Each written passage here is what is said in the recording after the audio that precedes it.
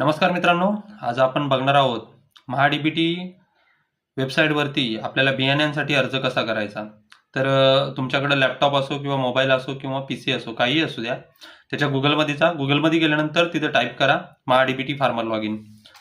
MahaDBT farmer log in type केल्यानंतर असं interface येईल. त्याच्यामध्ये ॲग्री लॉग इनवर क्लिक करा. ॲग्री लॉग इनवर क्लिक केल्यानंतर ही महत्त्वाच्या सूचना येतात, त्या वाचा.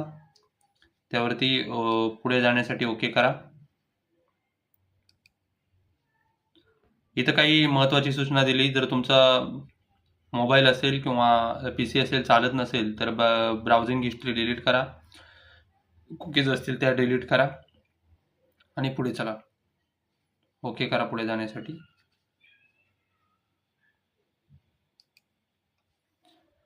ही लॉग इनची विंडो येईल. इथे लॉग इनच्या विंडोमध्ये लॉग इन कसं करायचं बघा.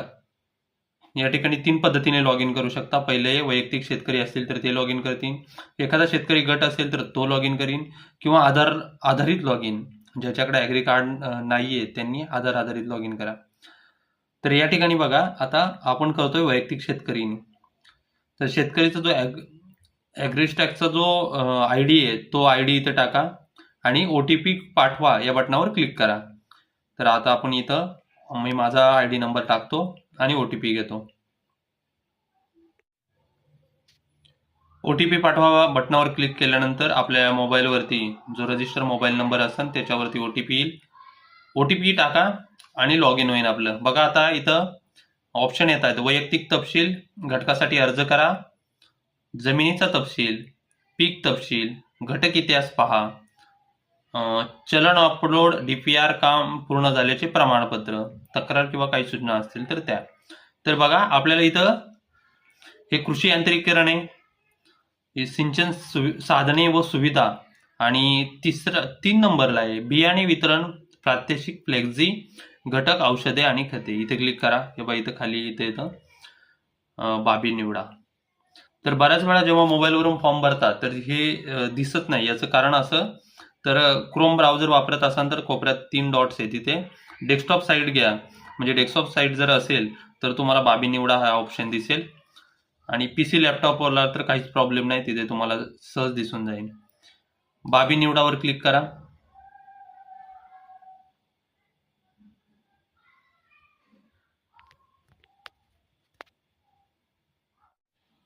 बाबी निवडावर क्लिक केल्यानंतर अशी स्क्रीन येईल. इथे बघा बियाणे वितरण, प्रात्यक्षिक, फ्लेक्झी घटक आणि औषधे आणि खते. इथं तुम्ही तुमचा जिल्हा टाका, पुढचं आपोआप सगळं येऊन जाईल. त्यामध्ये तुमचा फार्मर ID येईल, सर्वे क्रमांक येईल, नंतर टोटल लँड जर टाकला असेल आपण क्षेत्र ते येईल. त्याच्यानंतर पुढे टोटल लँड एरिया, आपला जो एरिया आहे तो येईल. आता इथे हंगाम, खरीप घ्या हंगाम,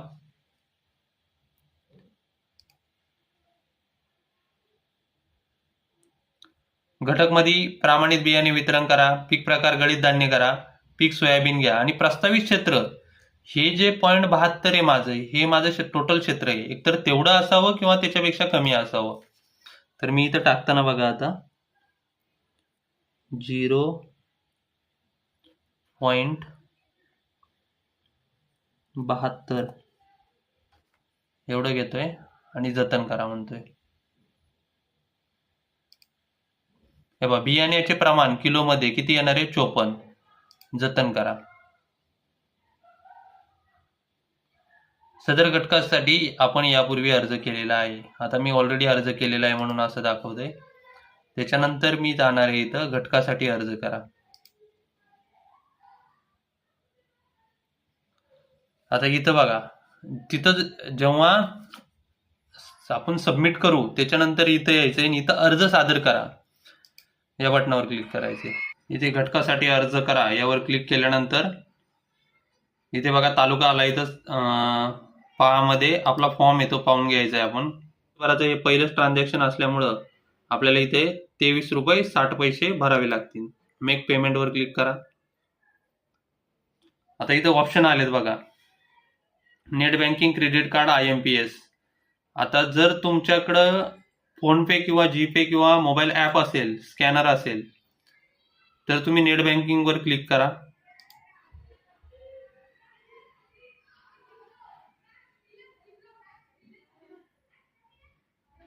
इथं बघा UPI